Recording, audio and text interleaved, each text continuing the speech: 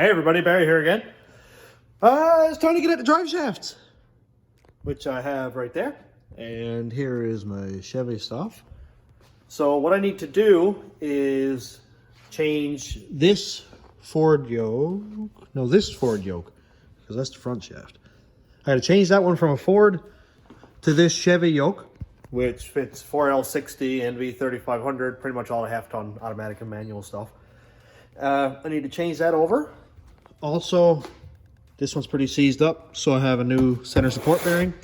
Here is the conversion U-joint from this Ford shaft to that Chevy shaft, and I'll get into that in a second when I start to change it. So that's a pretty good job for tonight. I'm also going to put the van on the ramp and get that up, size up the floor. Might cut up the floor today if I get my U-joints and center support bearing and all that stuff put in time. I'm not sure if I'm going to cut the shaft tonight or not, but I will definitely get the floor ready, I think. So anyway, let's get at this drive shaft. I think first what I'll do is get rid of this, because in order for me to size anything up, I got to be able to put the slip yoke in the back of the transmission and check distances. So that's going to be my first and foremost job. Then I think I'll just use this one here for mock-up. Later on I'll change it. This is the rear shaft, so this here will just slide on over that. Here's a grease coupler. And luckily enough, I think this one here is going to bolt directly to my rear end now. So I don't have to go and take the flange off of here that I already had ready anyway. These look like they all have good U-joints in them. Like everything there moves, no problem, it's not seized up. And they all have grease fittings. So they were obviously replaced at some point, which I would hope so, because that came from like a 96. So I'll go ahead and grease them up. If I notice any play in them at all over the next little bit, I'll replace them. I don't mind. They don't look like they're worn. They don't look like they're seized, anything like that. So I don't mind using those anyway. If I have to, I'll change them. It doesn't bother me. So I'll go over how I found a U-joint now for anybody who's never dealt with conversion U-joints before. This is going to be in Moog numbers. I'm not sure if it'll be a Spicer crossover or not. So what I have here is a Ford drive shaft, which is a 354 part number. And what this is a 1.063 cap. The cross-section measurement is 3.62. Then we go over to the Chev one, which I'm pretty sure remember is a 331 U-joint with a 1.188 cap, and again a 3.622 cross-section. So if we put in right here, we go 1.063. This is Moog's universal U-joint lookup. It's a really good tool because it's universal joints by size. So even if you don't know what vehicle your drive shaft came out of, you can find a U-joint.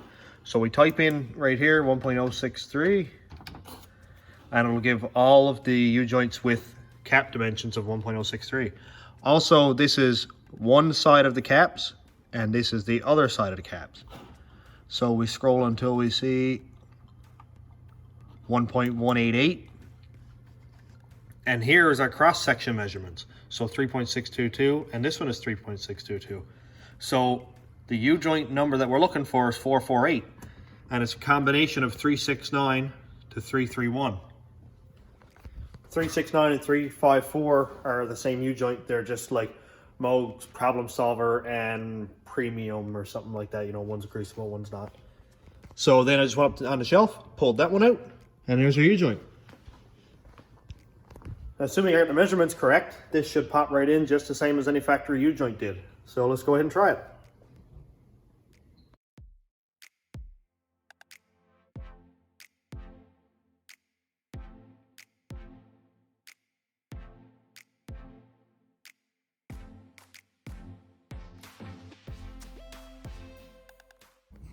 Well, assuming I didn't mess the measurements up, this 448 Moog U-joint should fit perfectly. I'm doing this in real time just to see the disappointment on my face if it's wrong. Let's see. Okay, those caps fit fine. Those caps fit fine. Now we'll just see if the cross section is correct. Looks close, hard to say. And then the cross section on that one, that looks good too. Looks like it might be in the ballpark, so I'm gonna go and knock it in. And I can't see why it wouldn't be right now. The measurements are correct. The Moog part number matches up. So yeah, let's get a U-joint put in. As easy as it is for me to convince myself to do stuff, I'm probably gonna end up putting U-joints in it anyway. There's only like 2 more to put in it. And I would absolutely hate and be so disappointed if I went out there and got in 3rd, 4th gear and busted a U-joint up and oiled down the track. Bad time. Or put the drive shaft up through the floor, you know. There'll be a lot of work undone for a $25 part. So I'm probably gonna end up putting it in. Not tonight, because I got a lot of other stuff I can do. Yeah, so let's get that put in.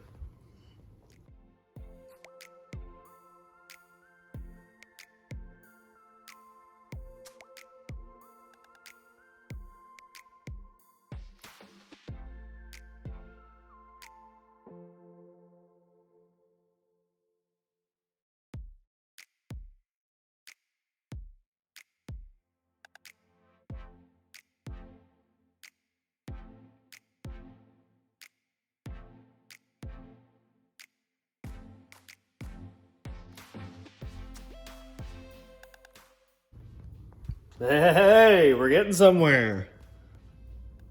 4L60 for Driveshaft, Moog conversion U-joint, and it's cool. This one's greasable. I think I'm gonna go ahead and put the van on a ramp and potentially cut the floor out, but at least mark where I gotta cut it out anyway. And if I cut this out and I don't finish it tonight, it's not a big deal because the van still rolls. I can still push it up here out of the way and be no harm done. So I'm gonna put it up on the ramp and start marking.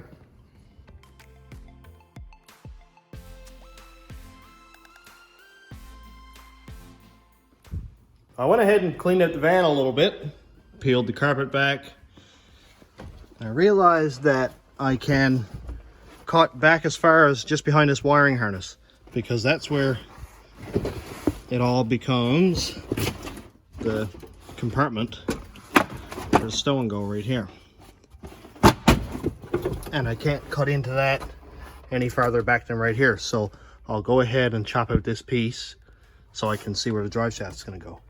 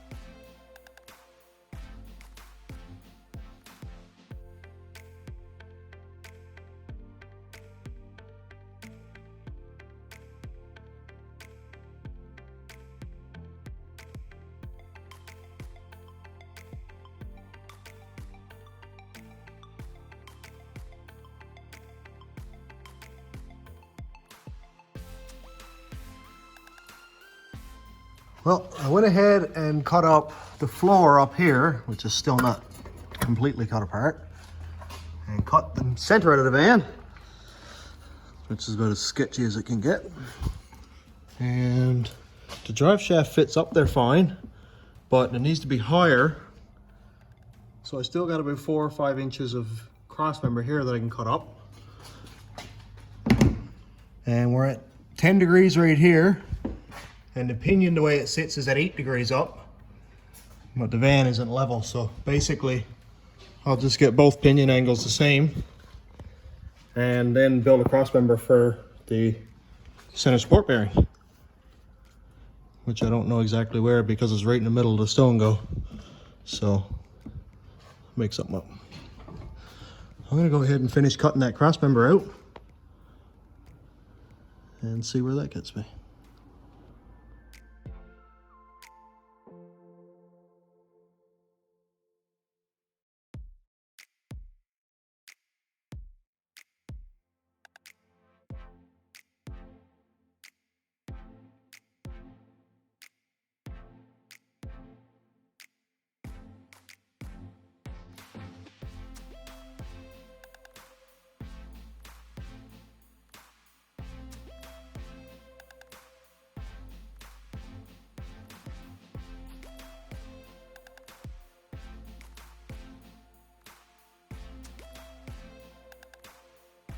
All right, so it's a little bit dark, but we sort of came up with a plan. Frampton and I are here, and we've been looking at this for the last hour. But I cut out the whole seat just on the passenger side. Cass don't have a stroke when he sees this and thinks like that's not going to work anymore. But this is going to come up about right here and is on the perfect angle, same angle as the rear pinion is. And it's basically hidden, so it's not going to be bottoming out and hitting small animals or anything like that. And this one is far too long. See if I can get that on there. Okay, so it's got a master spline on it, but oh, that's heavy.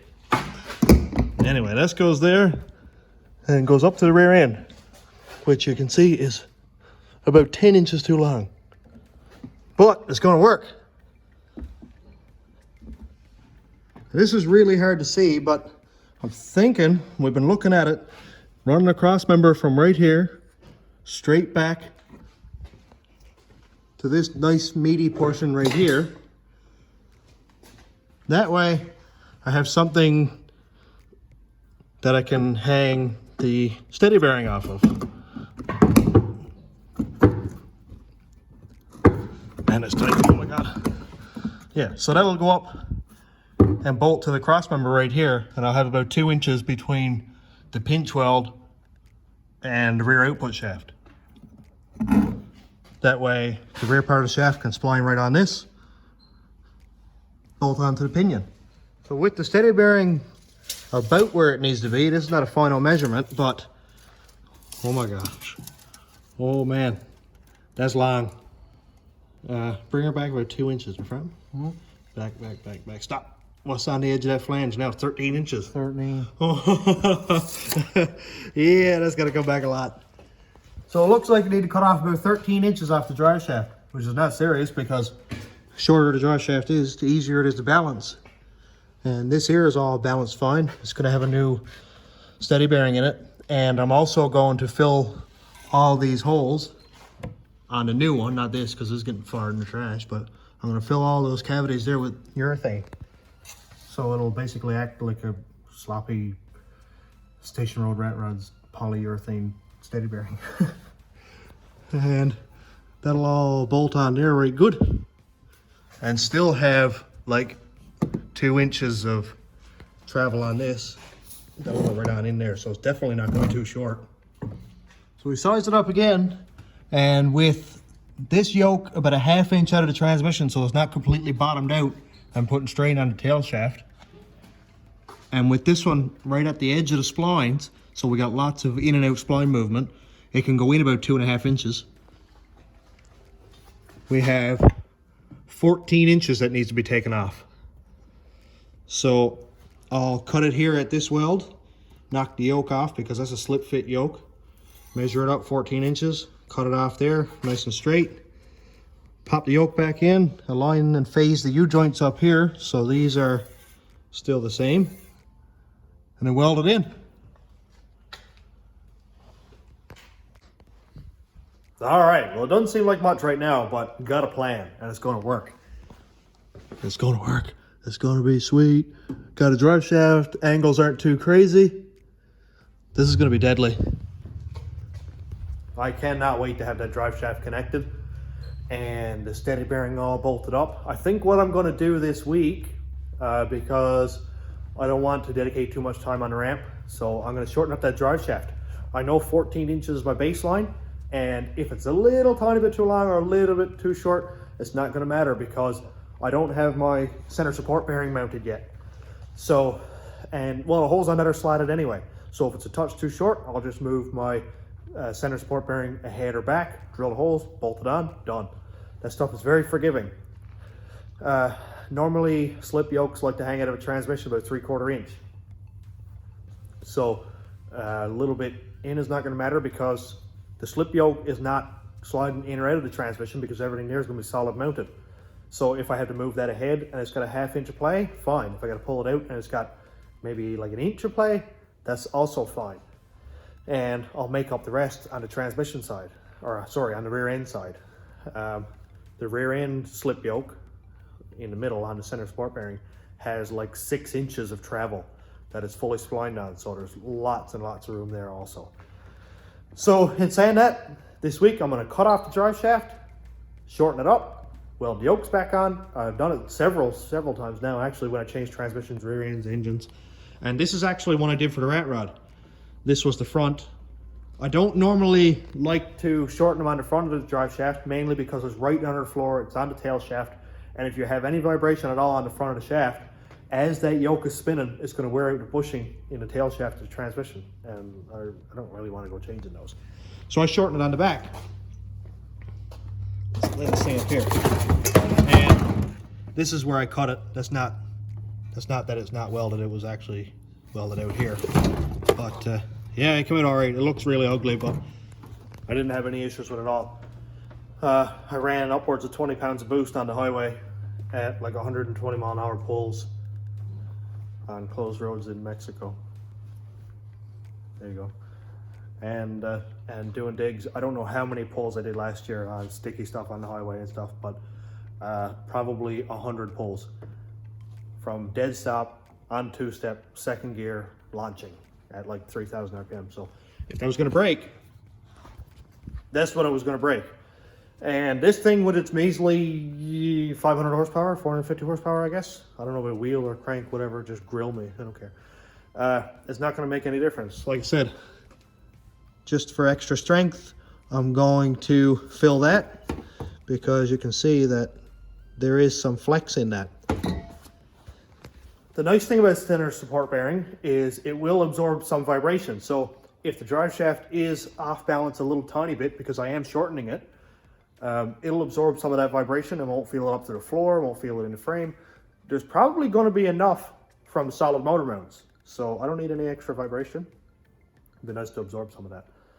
So anyway, I'm going to shut her down here now because planning this out took a little bit longer than I expected, but not really because, you know, there is no manual for what I'm doing here. I'm kind of writing the manual as I go for somebody if they ever decide to do something like this. My first suggestion is have fun with it because, you know, I'm having a blast. So that's all I got for tonight. Have a good night, everybody. Thanks for watching.